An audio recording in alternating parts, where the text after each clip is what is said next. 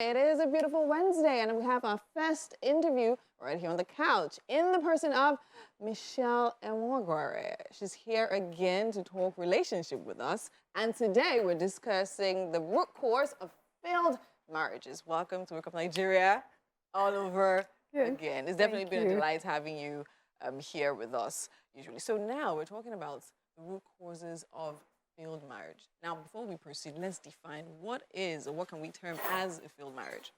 Okay. So when a marriage is not at its best, it's failed. You know, sometimes people think that it's when there's a divorce, you know, and you've gone your separate ways that the marriage has failed. Okay. You know, but what is a marriage? It's a union. It's a union of two people. Two people. They're supposed to be connected, like emotionally, support each other spiritually, financially.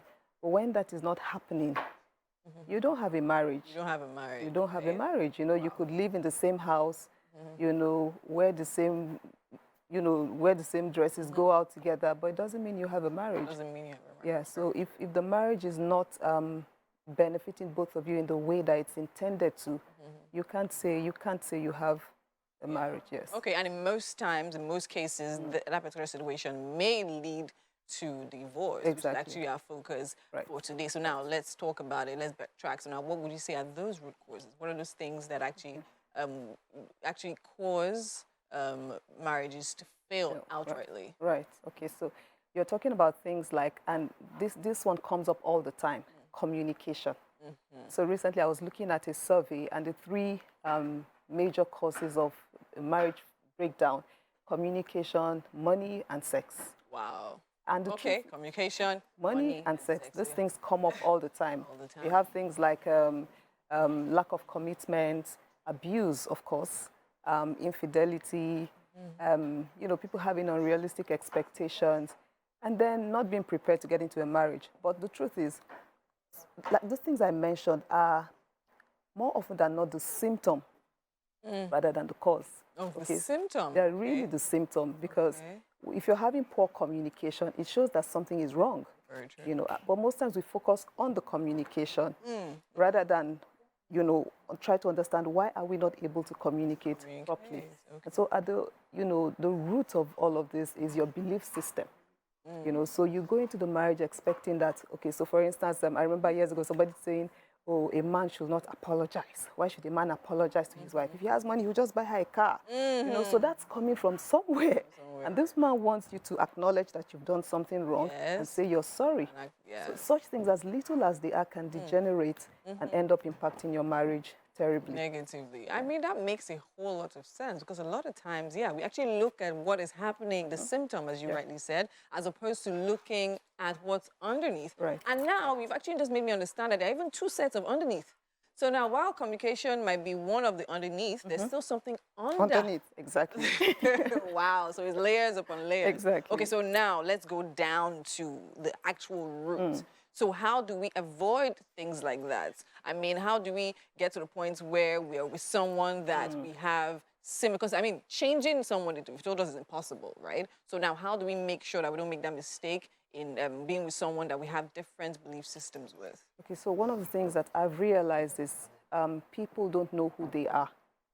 So you're going into a relationship, you don't even know who you are. You don't know what your values are. You don't know what your deal breakers are. And, you know, because of societal pressure. So another root cause is, you know, societal expectations. So for the woman, it's like you're incomplete if you're not married. So people are going into marriages having unrealistic expectations, hoping that the marriage will fix them. So they're not taking care of the things that are really important, like who am I? If you don't know who you are, how would you know what you need in a relationship? So the first thing is to know who you are, know what your values are, and then choose someone.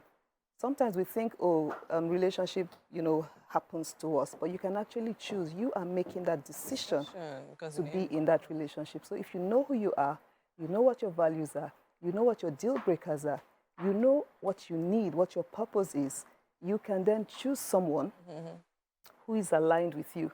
And so when there's a problem, you know you're on the same page. You can talk about it without the other person saying, oh, what you said, X, Y, Z, this is what you meant, and all of that. So it starts with self-awareness. Okay, so I have two questions now. Let me take this one. So now, choosing the right person, very important. However, now, I mean, people have happened to find themselves in the situations that they're in now. Yes. How do we now manage those different belief systems and still live in a marriage that is not failed? Okay, so one of the things I've also realized is that sometimes people feel when there's a problem, they don't see any alternative.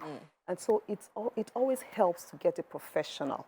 What people typically do is they talk to their friends, they talk to the church, and I know that the church has a place, but usually what they will tell the man, love your wife, wife, submit to your husband, but sometimes it doesn't help much. Very true. So you want somebody who understands the root causes, who can help you align your beliefs. In fact, there are assessments for all these things, that are done professionally. So your belief system will be shown to you. Your wife's belief system will be shown to her, and you will see the gaps. You see the gaps. And then the professional can help you align those beliefs where you can now, they will tell you, okay, this is what this person means when they say this. This is what this person understands by doing this. So it's now for you to patiently, work together and resolve whatever difficulties there are. Sometimes the issues are not that deep. I know that. But because there's no help, it degenerates. Very true. And even aside aligning them, I guess being exposed to differences will make you also understand the other person's point of view and probably take things more easily. That's where understanding their personality also comes in. Yeah, because we have different personalities. Oh, very nice and insightful. Okay, so now I have this question. So I saw a post that literally said, okay, so you're marrying someone right now, but you're marrying someone, or rather, the person's going to change over time. But I guess you can't change as much, I mean, if you have basic structural beliefs and all of that. But anyway, I would like to ask that question. I'll ask you after the show because we actually don't have so much time. We need to go now. Thank you so much for being here. It's always a pleasure having you.